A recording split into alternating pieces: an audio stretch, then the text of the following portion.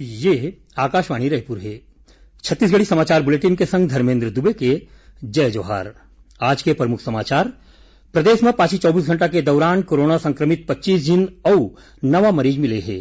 प्रदेश में भुइयां मन के खरीदी बिक्री के सरकारी गाइडलाइन दर में 30% के छूट अब अवैया 31 मार्च तक लागू रही और प्रदेश के गांव के लोगन मन ला ओखर गांव में रोजगार दिवाए बर मनरेगा के तहत अब तक 26 लाख ले ज्यादा मजूर मन ला काम मिले है। अब समाचार विस्तार ले। प्रदेश में पाछू 24 घंटा के दौरान कोरोना संक्रमित 25 जिन और नवा मरीज मिले हैं।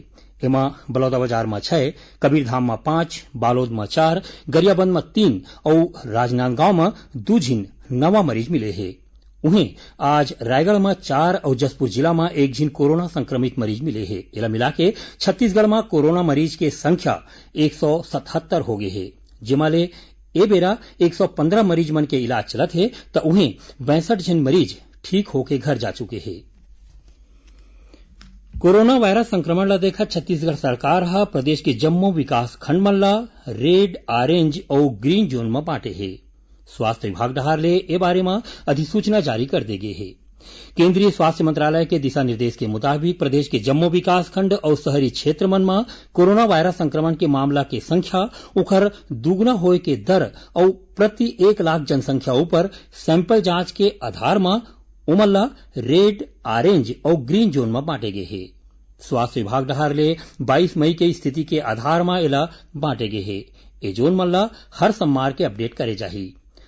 प्रदेश में 21 मई के स्थिति में कंटेनमेंट जोन के संख्या 44 है तो उन्हें 3 जिला के 4 विकास खंड ला रेड जोन में रखे गए हैं, जिमा बालोद जिला के डौंडी लोहारा, बिलासपुर जिला के तखतपुर मस्तूरी और कोरबा जिला के कोरबा विकास खंड शामिल है।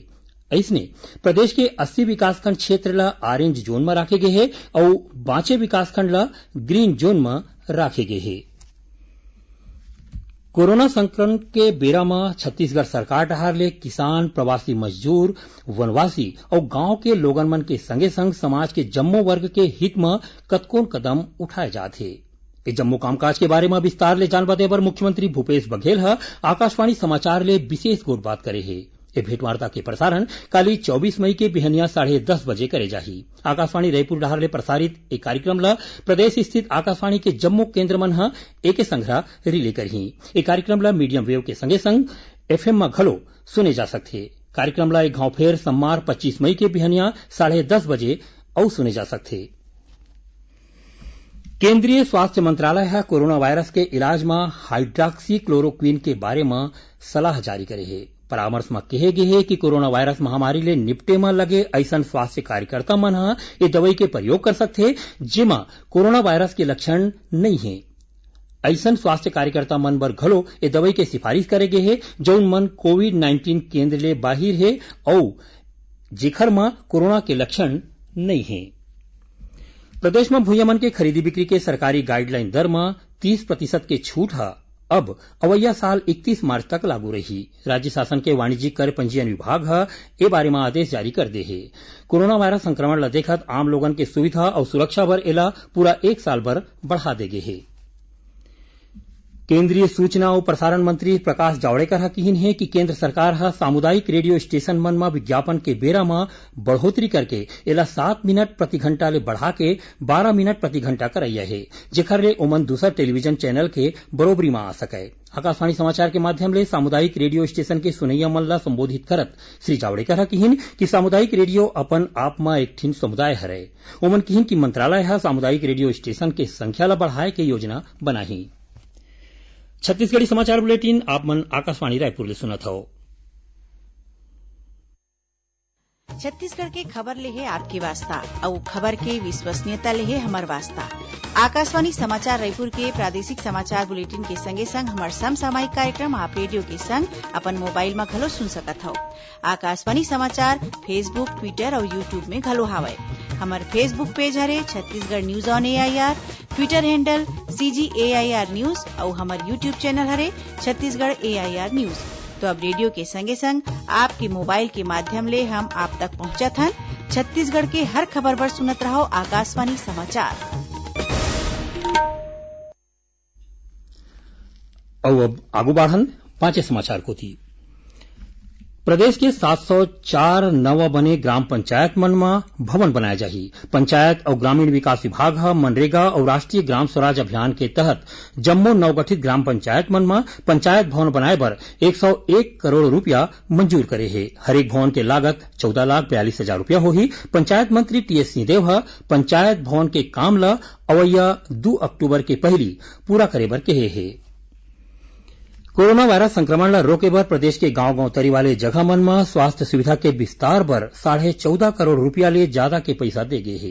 मुख्यमंत्री सहायता कोष ले प्रदेश के जम्मू 146 विकास खंड मन ला 10-10 लाख रुपया दे गे है। जीवन दीप समिति के माध्यम ले ए राशि के प्रयोग करे जाही। नारायणपुर जिला के छोटे डोंगर में एक बार समाचार फिर सुन लो। नारायणपुर जिला के छोटे डोंगर में गांव के लोगन मन ला रोजगार दे बर आज वन धन विकास केंद्र के शुभारंभ करेगी। एक केंद्र के शुरू होले क्षेत्र के 25 ठीन स्व सहायता समूह के 250 माई लोगिन मन ला रोजगार मिलही। एक केंद्र में अमली, महुआ, फूल झाड़ू, हर्रा और चिरौंजी ला साफ करे के काम करे जाही। प्रदेश के गांव के लोगन मन ला उखर गांव में रोजगार देवाए बर महात्मा गांधी राष्ट्रीय ग्रामीण रोजगार गारंटी योजना मनरेगा के तहत बहुत अकन काम शुरू करे गे है। मनरेगा के काम में अब तक 26 लाख ले ज्यादा मजूर मन ला काम मिले है। प्रतिवेदन के मुताबिक प्रदेश के 10,203 ग्राम पंचायत मन में मनरेगा ले करीबन 45,000 काम चलत है, जेमा करीबन 26,10,000 मजूर मन काम करत है। काम वाले जगह में कोरोना संक्रमण के बचाव बर करे गे जम्मो उपाय के पालन करे जात है। मुख्यमंत्री भूपेश बघेल मनरेगा के जॉब कार्डधारी ज्यादा ले ज्यादा मजूर मन ला काम देवाए और प्रवासी मजूर मन के क्वारंटाइन के बेरा पूरा होए के बाद वहु मन ला तुरते रोजगार देवाए के निर्देश दे हवाए। छत्तीसगढ़ में अब हर साल 25 मई के झीरम श्रद्धांजलि दिवस मनाया जाही। मुख्यमंत्री भूपेश बघेल कहन है कि 25 मई 2013 के झीरम घाटी में माओवादी हिंसा के शिकार हुए प्रदेश के बड़का नेता, सुरक्षा बलमन के जवान और पाछू बछर में माओवादी हिंसा के शिकार हुए जम्मो लोगन मन ला सुरता करत 25 मई के झीरम श्रद्धांजलि दिवस मनाया जाही। ए दिन प्रदेश के जम्मो सरकारी और अर्ध सरकारी ऑफिस मन में शहीद मन ला सुरता करत 2 मिनट के मौन राख के श्रद्धांजलि दे जाही।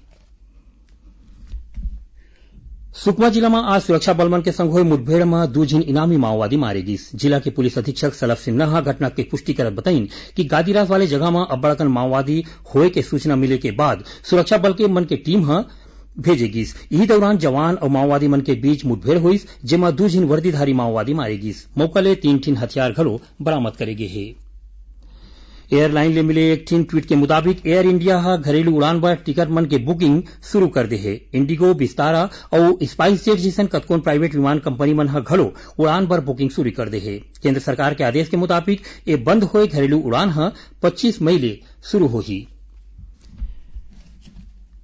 Council for the Indian school certificate examinations CISCE घोषणा करे है कि कोरोना वायरस के रोकथाम बर लागू राष्ट्रव्यापी पूर्णबंदी के सेती रोके गए 10वीं और 12वीं कक्षा के परीक्षा 1 ले 14 जुलाई तक होही।